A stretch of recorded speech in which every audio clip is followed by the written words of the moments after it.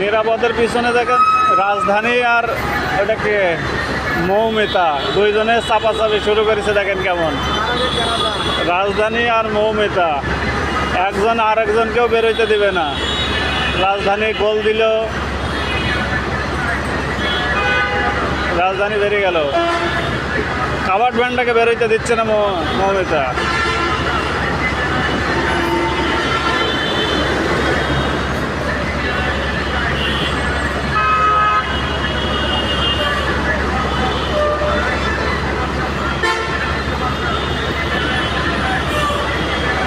এভাবে চলা রিস্ক।